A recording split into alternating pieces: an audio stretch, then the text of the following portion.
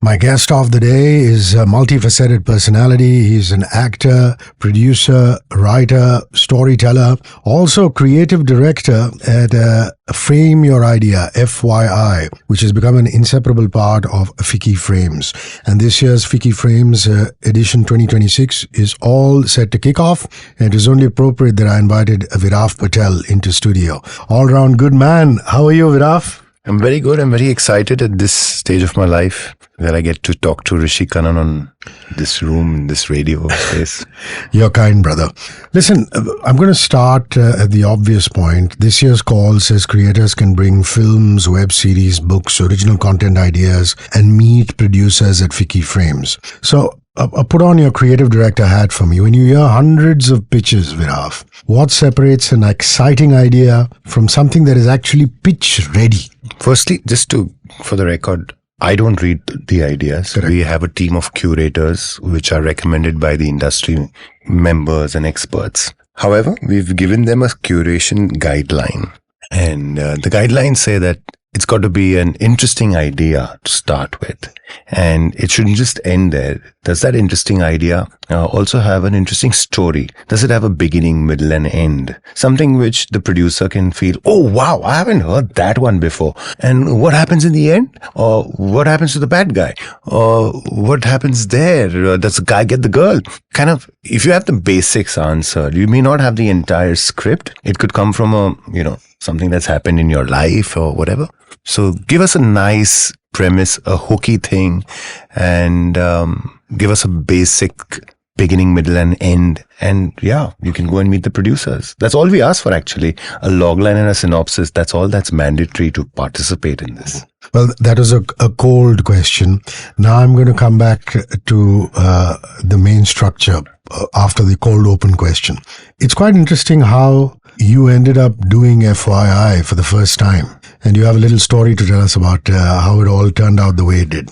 Yeah, so I used to be the regular fixture MC at FICCI Frames. And because I was the MC, I would have this all-access pass on me. Like, I can saunter into the speaker's lounge and say hi to Karan Johar and all of that jazz, While I was doing one of these MC gigs, and I finished one panel discussion, and I was going to check on the speakers of the next panel, I saw one writer who I had spotted her earlier, that she's got this book and she's trying to hustle around with the book. And that's how we do it, right? Like we all do those things. And she was trying to get into the speaker lounge, and she looked at me with puppy eyes, and I said, hey, let her go and she's with me. And she went in and she found Vidya Balan, and she started pitching her book to Vidya Balan. Now, Vidya Balan, being the most gracious person she is, she heard her out.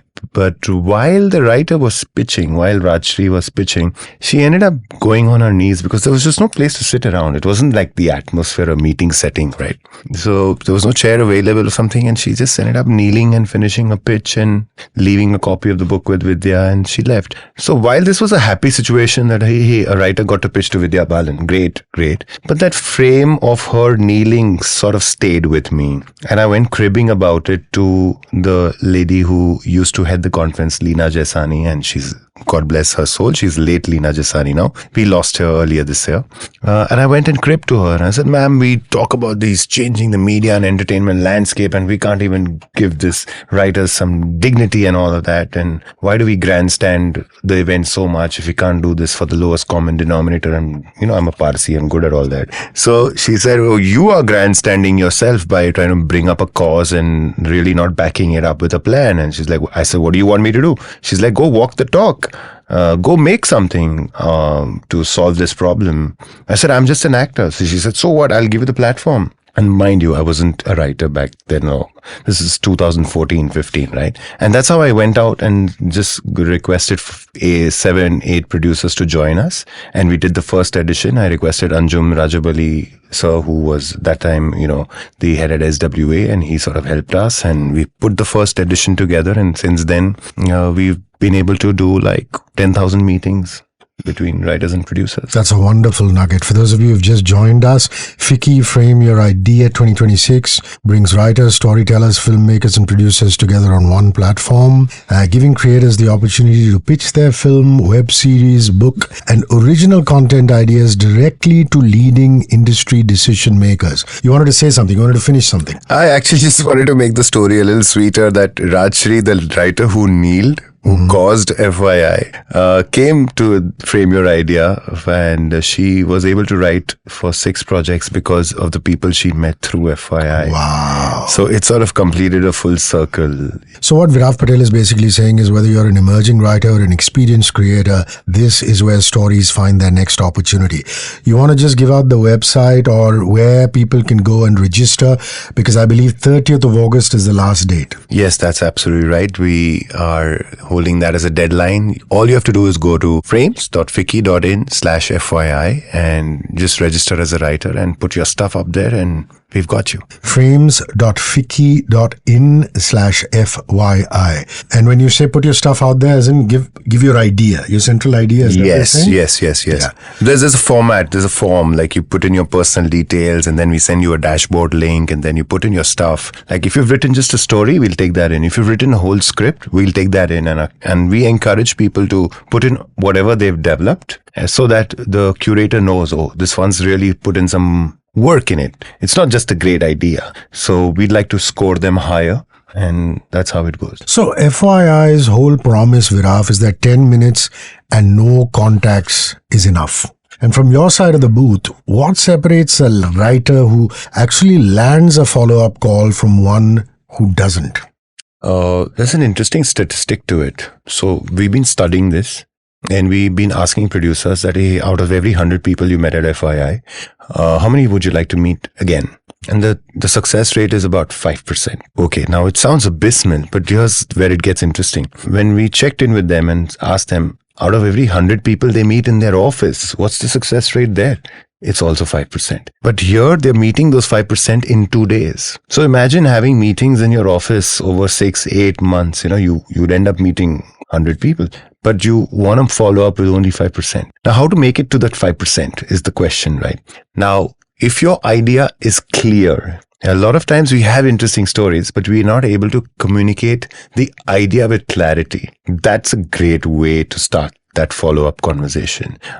Somewhere that you should have a promise that, okay, this person has put in the work and is waiting with just for an opportunity for me to see more of the work. So when you back it up with the fact that, what's the most common question at Frame Your Idea amongst producers? Do you have a screenplay? So what happens invariably is that people come in with great ideas, great experiences, great stories. But what is really tangible and useful to a producer is the screenplay, because that is where the slip between the cup and the lip can happen. So you could have a great idea, and if you've not backed it up with a great story, then okay. Unless the producer has to get intoxicated with that idea and say, okay, I will put in the money for the screenplay and all of that.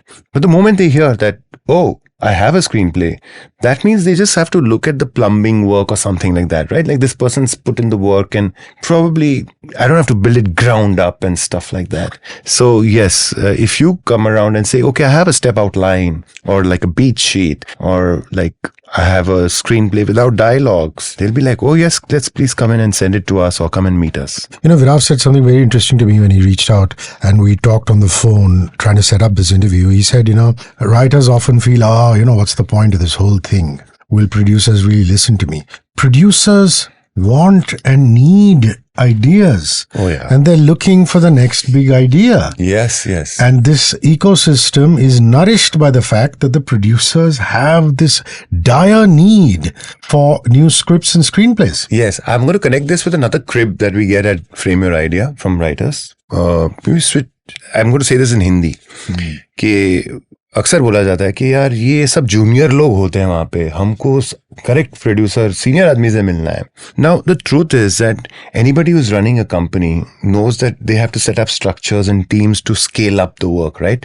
Karan Johar cannot sit in a booth of Dharma and listen to all the pitches because he has bigger problem statements to deal for the functioning of his company. Aditya Chopra cannot be sitting in that room. They put up teams and they spend lakhs on those teams, and their mandate is go and get us that next fantastic script. वो मतलब उनका सरदार तो उनको शाबाशी देगा ना.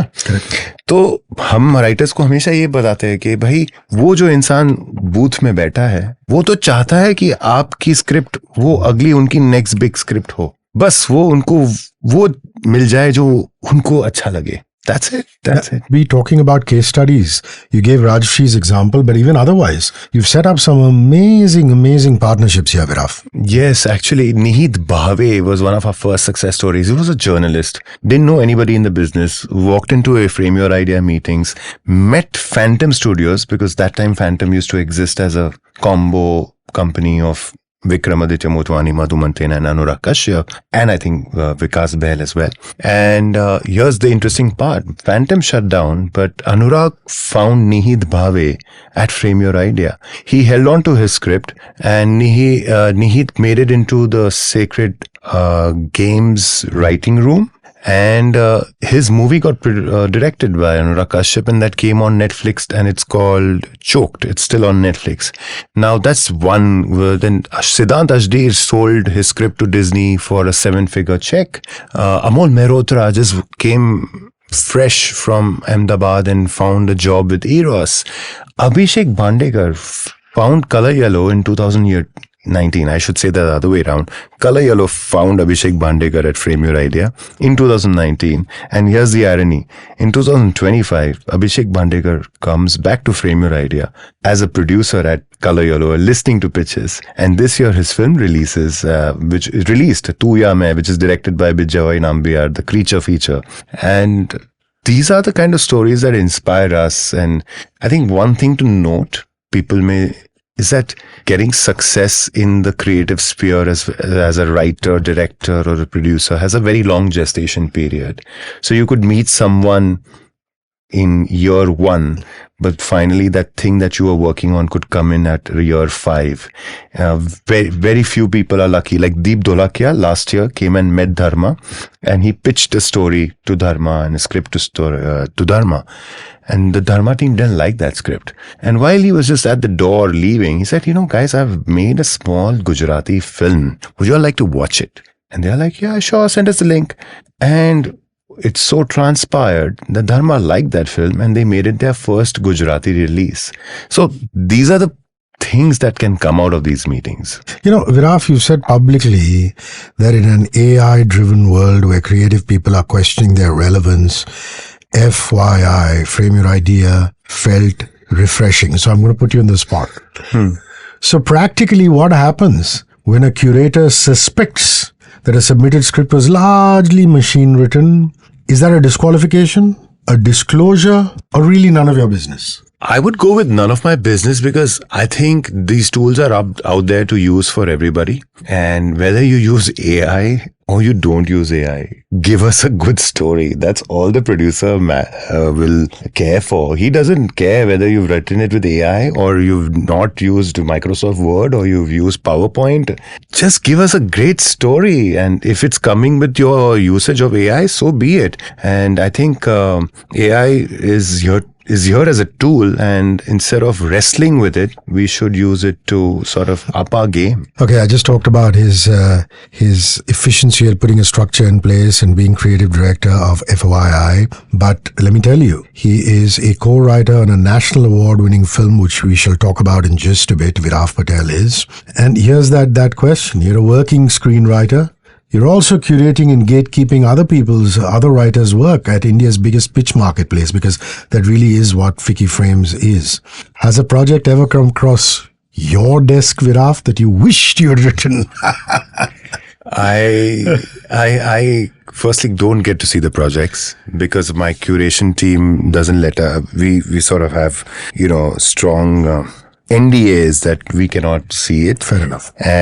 But having said that, my big intention of doing Frame Your Idea was, I'm an actor, Rishi. I hope one of these writers, directors will like, cast me, man. They're like, oh, we got in through the producer. That's an honest answer, yeah. So I'm hoping all these 10,000 meetings amount to some casting opportunities for me. You know, it's for those of you who followed Viraf Patell's career, and please do follow him on Instagram. Wonderful man, very robust social media following. It is Viraf Patell, the T-E-double-L in the surname is something that you have got to note. Please treat that double L with a lot more respect and spend money on it. I'm sure. Listen, I mean, I have history with Baman Irani, the actor, the script expert. 1996-97, Baman had not done Munna Bhai. He hadn't catapulted into international stardom. He was still a photographer. He did, however, had done a few shows of I'm Not Bajirao as an actor, the play. And it was my first ever publicity still shoot. Wow. At a radio station. Wow. And they sent this 20-something kid to a photographer who used to shoot the Femina Miss India those days. His name was Baman Irani. He used to work at the Russian consulate building. And because I love Parsi so much, my friend Farhad Wadia had a studio across the road called Power Productions, where I used to do a lot of voiceovers for MTV back in the day. So from one Parsi to another, from Farhad Wadia's place, I saunter into Russian consulate, meet Baman Irani. He shoots my first ever publicity still as a radio presenter, because nobody knew my face till then, just my voice. This is pre-social media. His assistant on that shoot was Riaz Amlani, who's now a restaurateur. Wow. Lesser known fact, Riaz was Bomzi's assistant as a photographer. I didn't know that. History, brother, history all the way. Wow. And since then, it's been an abiding friendship. I have so much of love for Baman. You went and learned to write at Baman Irani's Spiral Bound, an established actor at the time, sitting in a room of unknowns. And my question simply is, what did you unlearn, Viraf? Unlearn. I think the honest answer would be I unlearned serving vanity and learned to serve the story. Wow. Because as an actor, you're always looking for that smart line to throw. And do I have that dialogue? Do I have that scene where I'm going to steal the thunder and people are going to clap for me? And that's very normal to have that as an actor. You know, we all look for those yummy scenes too.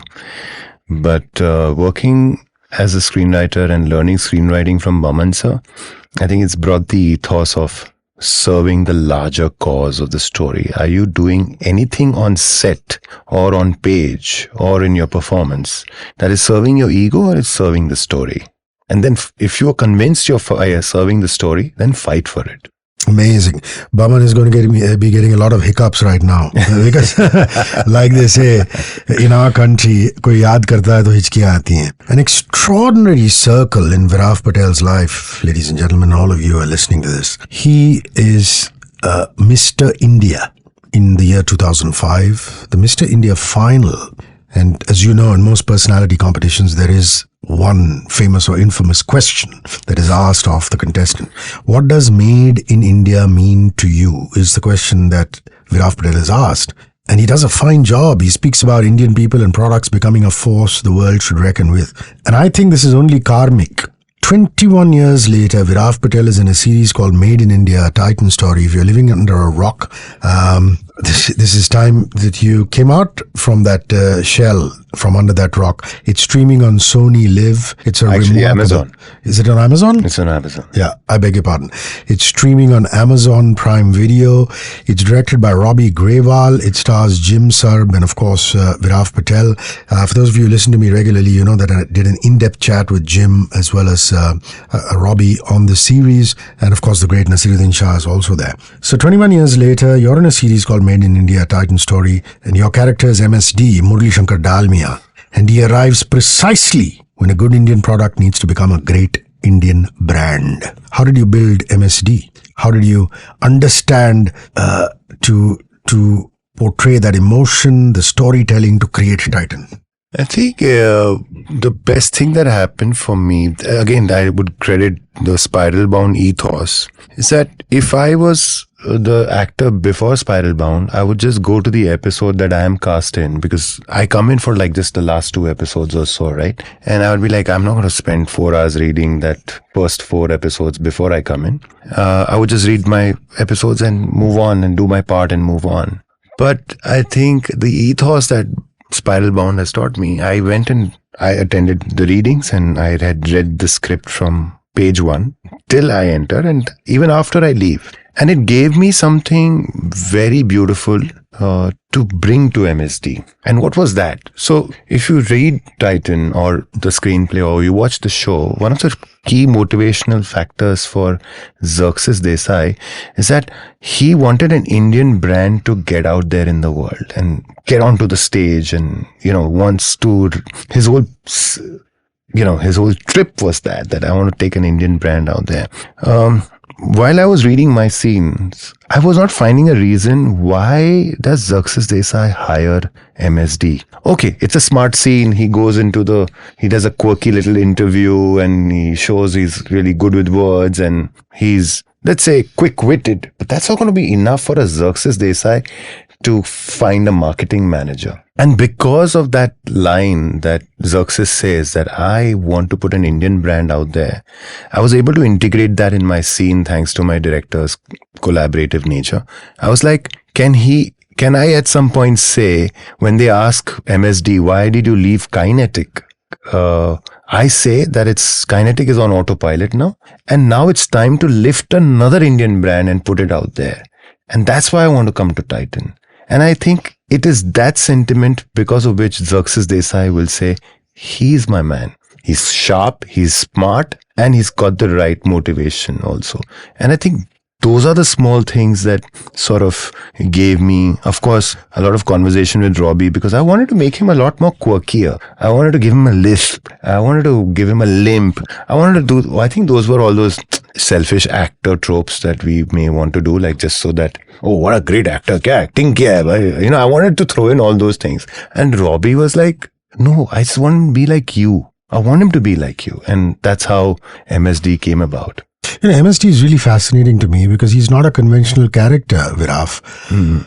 Obviously, the creative thinking around Titan's advertising was him. The legendary use of Mozart, the ideas historically associated with Ogilvy, Suresh Malik. But here's the deal. You could have either played him as a polished corporate executive or as a man with a bit of an arrogance, because risk takers and characters who think in ideas sometimes are arrogant. Yes. Or did you just do an amalgamation of the two? A corporate executive who's also a bit arrogant about his ideas? I think Karan Vyas, the creator of the show, has written him to be a slight cocky, almost bordering on arrogant. But he follows it up with value and chops. So you feel, oh, he's a little cocky, he's making sense. He's pushing the envelope, but he's making sense. And then they added this whole long hair to him. And I had the long hair and I thought I had to cut it because it's a Titan corporate show. And Robbie and Amazon and they all decided, no, we keep your hair. We like it for the part. So I think the arrogance was there in Karan's and Robbie's head for him. And here's the interesting part. He was not MSD in real life. He was SRK. Oh. And his real name is Senior Ravikant. So they didn't want to run into IP issues and stuff like that. So they were like, let's call him MSD, equally popular. So that's how SRK became MSD and he became whatever he was. Interesting. I love those BTS moments. All right, let's come to Kutch Express, because really that's the project where your two identities, actor and writer, genuinely collided, Viraf Patell. So you initially come on as an actor, then you start reworking the screenplay. You eventually receive a screenplay credit alongside Rahul Malik and Karan Bhanushali, while also playing Madan in Kutch Express. And how wonderful that it should go on and win a national award. Now here's the question. Does the writer sometimes make the actor's life difficult? Or does the actor make the writer more practical? It's a very interesting thing. If someone actually found out about what the Kutch Express script was before we came down to do a rewrite, they would call me an idiot, because the climax was actually with my character. As in, the climax seemed to be caused. But thanks to Mansi Parekh, my producer, who's also an actor, fellow actor friend, we were both in Spiral Bound. And she spotted me in Spiral Bound and she says, can you audition for this part in this movie I'm making, and that's how I got cast. And then we started doing the table reads. And after the table read, I said, Mansi, your script needs work, right? Because this is not what we learn in class with Boman. So, and she's like, you know what, Viraf, don't rock the boat right now, because I have a production schedule to honor, and I've got my cast locked, and I've got my production realities to honor. So I can't just like left, right, and center go to my director, we gotta change the script, guys, and all that. I was like, you know what? I'm your friend. Whether this is getting changed or not, I'm on board, but I just thought I'll let you know. And she was like, yeah, fine, I honor that. We were in October or something, October, November. We're about to shoot in Jan, and bad for us, good for us, whatever. The third wave came in. Okay. Now, we remember those pandemic days, that moment a wave came in or got announced or something, we all knew we were going into a pause for an indefinite period. And that's when I sort of used that as an opportunity. I was like, Pansi, listen, it's a third wave. Now, we don't know how long we're going to be sitting at our house. Can we like try and work the script? And she said, if you can convince the director, maybe yes. So it took me about 8 hours over 2 Zoom calls to convince Viral Shah, our director, that, hey, this is what I plan to change in the script. Would you allow me to put in this work with you? And as it is, we are sitting at home. We're not jeopardizing any production schedule now. And he's like, you know what? After the 8 hours, he's like, okay, yeah, let's give it a thought. And we came up with a new climax. We came up with a new character arc, and became what it is. And again, it was, it was a very interesting year, Hrishi, because while I was doing this gem of an independent film, I was shooting Pathan on the side, which is the monster of a commercial film. I think I couldn't ask for more storytelling nirvana, because you're serving story on 2 different formats, 2 different film. It was a very lovely time in my life. And then, of course, Kutch Express goes and wins the national award. So more power to Mansi and our director, Viral Shah. Gotta love the Shahs. Imad and Vivan and Hiba, the Shahs are friends. What a wonderful family. The great Nasiruddin Shah, he's ageless, timeless. Look at the year he's having. A Made in India Titan story where he plays the great J.R.D. Tata, and then, of course, Main Vapas Aaunga, the Imtiaz Ali film. But this is a Ratna Pathak Shah question. What did working closely with Ratna Pathak Shah in Kutch Express teach you about writing scenes for great actors? I mean, one is simply writing great individual parts, but when you're writing for a great actor, I don't think there is anything different that you got to do when you're writing for a great actor, because all a great actor is looking for is the truth in the scene. So if they find the truth in the scene, and they can see that there is a clear action my character has, and there's a clear conflict in the scene, and there's a nice reversal in the scene at the end of it. If they see these basics in the scene, they will not question you. They will actually sink their teeth in and start finding ways to make it better. What I learned working with Ratna ma'am is that she has got a beautiful inbuilt bullshit detector. And she's blessed with it. I think she can detect bullshit from, even if she's sitting on the moon, she'll know that this person in this state is bullshitting. BS detector. Yeah, lovely. Yeah. And she's got this great sense of rhythm. So even when we were performing scenes and all that, and that's what I love about the masters like Ratna Pathak Shah or Nasir Sir or everybody. They're just so collaborative, and if the fellow actor's line is taking a little longer and there's an empty beat between 2 other fellow actors' line, she'll be like, guys, why don't you hurry up this a bit? This pause is really not working for the scene. They're not just focused on their work, they're focused on the scene, the story. And of course, the Ratna Pathak story would be that every night after shoot, we would huddle up around Ratna Pathak ma'am and do a little bonfire session with her, and she would tell us stories about the world, stories about her life. And one of the most empowering things she told the girls in the cast, which remains very special to me. A lot of the young girls in the cast were like, isn't acting for girls very age related? And she was like, girls, are you all blind? Look at my career. Like, I'm doing some of my best work now. I'm 65. And imagine how liberating that is for a fellow actor or a young actor to learn that, hey, age is not a barrier to what may come to you, Stop seeing yourself as this youthful actor with a shelf life. Just see yourself as an actor. One of the reasons I feel that Viraf Patell and myself are kindred souls is that he's the quintessential family man. I love that he dotes on his wife Saloni Patel, his mother, his daughter Viruze, and this is so wonderful. I urge you guys to go and follow Saloni Patel. She spells her Patel with just one L, and it's Saloni with a N-I-E. Also a famous actress. And what I'd also really want you to do and watch is go to an Instagram handle called @coupleoftalk. Couple of Talk. Now, what basically happens is that Saloni and Viraf, wife and husband, do these amazing videos. They could be driving and they will have this quick repartee. They could be lounging around at home or wherever. And, these are two actors who are married to each other. They can obviously talk about relationships with enormous honesty. But my question to you is, what are you and Saloni trying to create with Couple of Talk? Is it entertainment about marriage? Is it genuinely useful conversations? Or just a public diary of two creative people trying to build a life together? That's part A. And part B, the corollary to that question is, do you ever draw the line and say, listen, baby, we're not going to talk about this. This part of us belongs only to us. You want the truthful part first? Yeah, truthful part first, yes. Okay. Why do we do Couple of Talk? It's just me trying to keep the marriage happy. Because, when you have a content creator for a wife and she wants to do content with you, you just got to say, yes, darling, I'll do whatever you say. But to give it to my wife, I think she's amazing. And she seems to have found a voice through the medium of internet and YouTube and Instagram.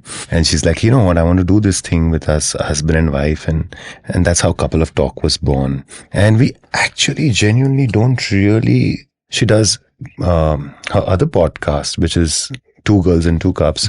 I see the effort they put in to write it, and they put in a lot of time to write the podcast. While we decided, hey, while there is so much of manicured content online, what if we just discussed the life of a couple, of who we are, and have some truthful conversations as to the uncomfortable moments in our lives and the comfortable moments in our lives, and just spoke about it on a terrace in the morning where there's no makeup and we are looking shabby, like how we look in the morning. And so it is just an attempt to do that and see where it's going. And while it helps me keep the marriage happy, if it ends up running into huge numbers, thanks to your mention over here, we'll be much grateful to you. About drawing the line, yes, I think most of the time I'm saying, you can't speak about that screw up I did. You can't. So that's mostly the line we are drawing. Lesser known fact about Viraf Patell, long before any of this happened, he directed and produced a documentary on the daughters of sex workers in Kamathipura, which is the red light district in Mumbai city. Very famous. It's the one credit that almost never comes up. Why did you make it, Viraf? And again, there's a part B to this. Does it explain the kind of stories you now push writers to bring to FYI? Oh, God, there's so much over here to unpack. Firstly, let me put the record straight. It's a work in progress project. It's a documentary I've been shooting last 12 years. Wow. And I've been shooting daughters of sex workers from a boutique NGO called Kranti. And I've been following their lives since then. And that's why you don't really see that credit, because you just see the news that I've been on it. The next question is, does it affect the... how did I find that and why did I do it actually? Let's talk about that. I discovered the girls at FICCI Frames actually. So there was this Ink Talks karke platform at FICCI Frames, and as part of that they were showcasing Kranti, and Kranti likes to showcase the lives of the daughters of sex workers and sex workers through street play art. And there was a street play going on in the conference, and I was like, what is bad actors in this media conference? And then I realized, wait, they're daughters of sex workers. And there was this evocative scene where the daughters were enacting a scene from the school where a sex worker has gone to get her daughter admission in a school, and the principal is telling the mother, "तो आप क्या करती हो?" तो sex worker says, "मैं क्या करती हूँ? मैं धंधा करती हूँ." She says, "Sorry, security, इनको बाहर ले जाओ और हम आपके बच्चे को एडमिशन नहीं दे सकते." ये सीन हो रहा है उनका स्टेज पे, एंड वो एक्टर जो the girl who was playing the sex worker while she is leaving, वो माँ जब सिक्योरिटी उसको बाहर निकाल रही है, शी टेल्स द प्रिंसिपल, तू दिमाग बेचकर अपनी बच्ची को खिलाती है, मैं मेरा जिस्म बेचकर मेरे बच्ची को खिलाती हूँ, हम दोनों में फर्क ही क्या है? Now that question sort of captivated me, and I was like, maybe this is a worthy question to be considered by society at large, and that's how I got motivated, and I reached out to the girls, and they consented me to make the documentary. So that's how it came about. How did it change me? I spent a lot of time with them, and when you spend time with people who come from a very different section of society than where I grew up, look at me, I grew up in the lap of privilege, right? Parsis, like we like, most people think I grew up hanging out with Ratan Tata, but that's not true, guys. I'm not one of those privileged Parsis, but thankfully, I must count my blessings. Like I grew up in a great family. I had 2 brothers to watch out for me. I went to a Parsi school. I went to do engineering thanks to fees written by a Parsi trust. So I've been thankful for a lot of blessings, which is what I call privilege. But then I was meeting these girls who are on the opposite spectrum in terms of society. Like this is what they call the pits, right? And to spend time with them and see their lives and see them put up a smile, put up a fight against life. And they are out to prove just one thing, कि रंडी की बेटी रंडी नहीं बनेगी. And my documentary now follows that story, that how much of that will be true or not, how much of them will succeed and how much of them will fail. But spending time with them, they became my Yodas, my gurus. Learning, I think the biggest lesson I've learned from them is that of resilience. So whenever I am dealing with a challenging situation in life, Hrishi, I think about them and I'm like, gosh, they fight life with so much elan. Why can't I fight back? Fascinating. I have a love-hate relationship with the Merchant Navy. My closest friend in the whole wide world, we was in school together from kindergarten onwards. He used to sail in the Merchant Navy. Sumitab Bajal used to sail for a Norwegian company called Barbers. And he used to romanticize the life, the stars, the sea, the endless ocean, and write these wonderful old school letters to me. So that is my love affair. And the pain is that I lost him out at sea because he passed away. But I have this enduring image of him as ever youthful because he never aged. He passed away straight after school. He started sailing. Well, that's the story, Morning Glory. Viraf Patell spent 3 years of his life physically at sea before 5 actually. 5? Wow. 5 years at sea as part of the Merchant Navy. I know that you guys do your watch on a ship, sometimes at eerie hours like 3 a.m. in the morning. What does a watch on a ship at 3 a.m. teach you, Viraf? Nothing else can teach you. Damn. It's strange that you bring up a watch at 3 a.m. because I have an emotional story attached to a 3 a.m. watch. The 3 a.m. watch usually belongs to the 12, it comes under the 12 to 4 watch, and it belongs to the third mate. Okay. And then the 4 a.m. to 8 a.m. belongs to the chief mate. So I used to keep my watch with the third mate between 12 to 4 as a cadet. And his name was Gary. Gary was spending most of his salary on the satellite phone because he was in love. And that time satellite phones used to cost us like $3 a minute. And Gary wanted to, go back and get married to the girl because the girl's family was pressurizing him. But he was stuck on a ship which was sailing from Africa to, we loaded somewhere in Gulf and we had to go around the Cape of Good Hope and go across to America. And every night Gary would tell me, keep a good watch, I'm on the phone. Keep a good watch, I'm on the phone. And then Gary got off in Cape Town because he told the captain, I can't focus at work. And he left. And then in America, I found out that we lost him. And it's strange that we both have a heartbreak story of the Merchant Navy as well. And I don't know whatever happened to Gary. There were like theories about honor killing. There were theories about delayed medical attention. But we all just got to keep a good watch, man. and we get on with life, and that's what. That's the lesson. Yeah. You keep a good watch. That's what he learned from watching at 3 a.m. How beautiful. How beautiful. All right, last question. It's been a wonderful ride chatting with you, Viraf Patell. Thank you, Hrishi. So, Viraf told me off the mic that they're a family of 3 brothers. So, here are your 2 brothers and that madman Cyrus Brocha, who we all adore. Viraf's brothers and Cyrus Brocha push him into Grassam Mr. India at the time. He wins the title. We spoke of that earlier in this conversation. And then the same Cyrus Brocha walks him to Baman Irani, who tells him that the craft is what keeps you around.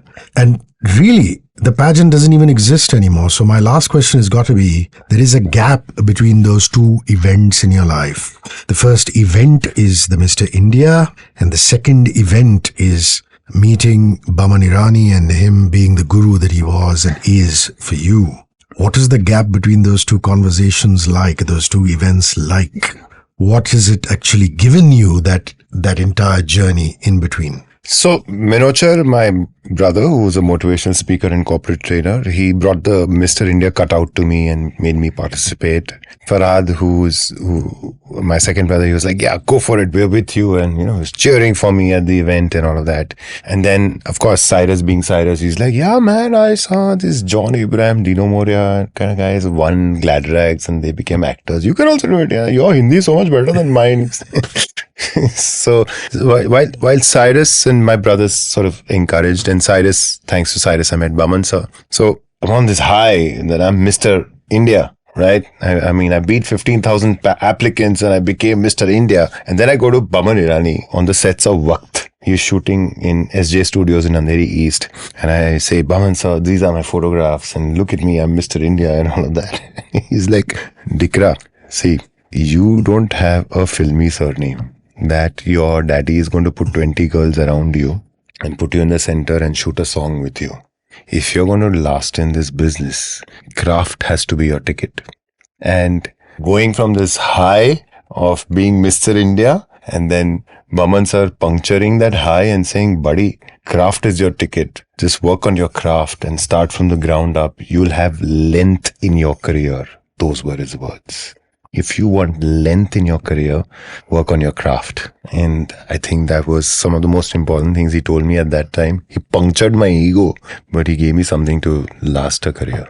As we say bye to Viraf Patell, I have to tell you, he's creative director, Frame Your Idea, FYI, at FICCI Frames 2026, 29th and 30th of September, the Grand Hyatt in Mumbai. Wherever you are in this country and world, submit before 30th of August. Your idea, your thoughts, writers, storytellers, filmmakers. He will make you meet the producer of your choice or not. Only time will tell. No, of their choice, of course. Yeah, lovely. They can pick the curator. Yeah. They pick their Wonderful. choice. I stand corrected. So whether you're an emerging writer or an experienced writer, this is where stories find their next opportunity. Where can they register, Viraf, before you go? It's very simple. You just log into frames.ficci.in/FYI and you put in your details, you put in your story, and we just gently curate it. And you can go ahead and book your producers and meet them and on the ground event. I cannot tell you how much I've enjoyed this conversation, and I found,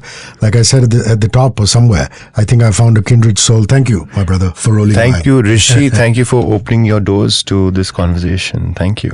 Keep it tuned, and I'll be back. And the food is still pending. Of course.